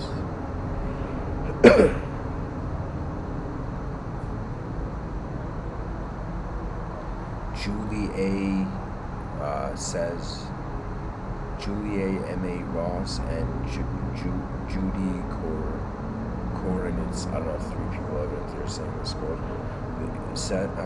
they say when you own or take responsibility for your feelings, you place yourself in a position of power and control. And a man named Dumo, D-U-M-U, says too much emotion is like none at all. Yeah, if a person's too emotional, the inner realms are like losing control of the outer realms. Ayn Rand says an emotion is an automatic response, an automatic effect of man's value premises. An effect, not a cause. There's no necessary clash, no dichotomy between man's reason and his emotions. Albert Einstein says the finest emotion of which we are capable is the mystic emotion. You know, that's what's up, guys. Albert Einstein. You know, what's up? Frederick Durenmatt says, he says, emotions have no place in business unless you do business in them. That's hilarious. Finally, I'll make this the last quote. Friedrich Nietzsche says, if one uses one's intellect to become master over the unlimited emotions, it may produce a sorry and diversionary effect upon the intellect. See, in the outer realms, we are the passenger, the world is the pilot. In the inner realms, we are the pilot, the world is the passenger. So if one tries to be God in the outer realms, if one tries to just, be the most, try to be like an absolutist vacuum of truth, but then there is no freedom. Without freedom, we are not human. Without being human, we have no humanity. Without humanity, there is no reason to consider a God that has abandoned man. So we have to treat the world as if various ideological systems are trying to change the picture of the world. And so in the middle of this, some guy called Mr.Within is going and said, let's leap towards the advanced civilization, towards the advanced communicator archetype, because the advanced communicator archetype is following this idea that the advanced communicator is the most advanced communication of the universal sector. What that means is out of all the events that are taking place, this coordinated event of humanism has such potential that it cannot be avoided, where instinct creates as if supernova explosions of kindness for the future's greatness of the last society.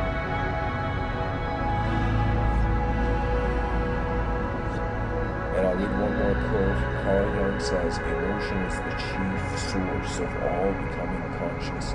There can be no transformation of darkness into light without emotion. And guys, emotion is another dimension. That means we think about, all right, an object became aware of itself as a subject. What is the next level? The next level is the complex relationship of the subject with the objective realm. And that creates all our emotions, which is what is keeping us human. Right? So a person has to, like, just like they comb their hair, they have to, in some sense, comb their emotions to the clarity of their most conscious present moment. And I'll read a quote from Khalil Gibran as, again, another last quote. Khalil Gibran says, "Keep me away from the wisdom that does not cry, the philosophy which does not laugh, and the greatness which does not bow before children." That is really, when we care about the future generations, it's like honorable advanced beings. We're honoring those to come. That is it. That means that it's like every time a child is born, I feel everybody in the hospital should, for a moment, just silently bow towards the child, The entrance of novelty. Without compassion, we'll never know how great the world could have been. Anyways, guys, thanks for listening. This was a long episode. I'm surprised, people followed through. The idea is not to just be a good person, but to be a conscious person. And to be a conscious person means we have to understand the scenario and the game that's happening in this life, and the game that is happening in life beyond all our belief systems or disbelief systems, or I should say belief systems or disbelief methods.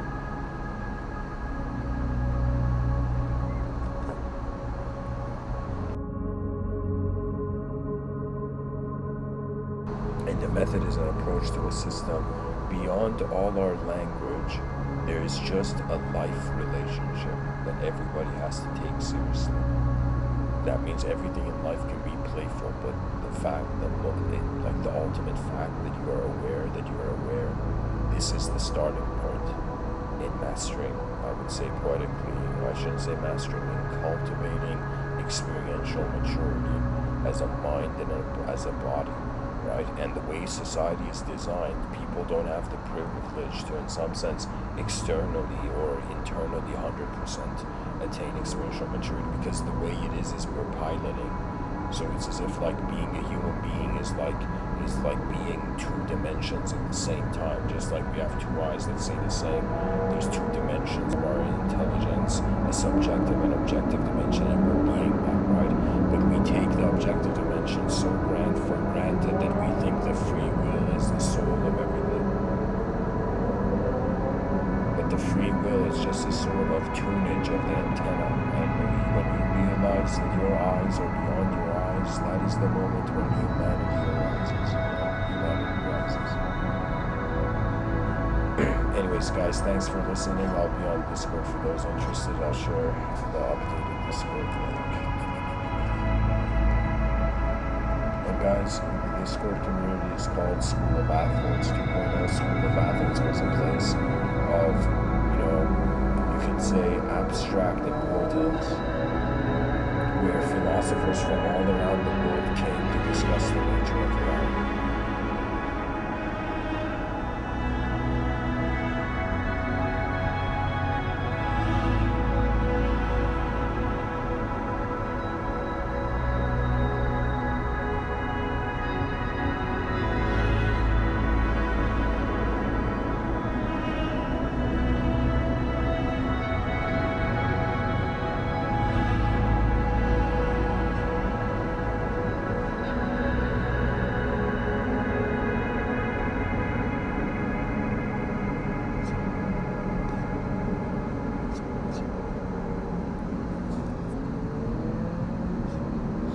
Okay, thanks for listening, guys. Namaste. I shared the link in the chat section.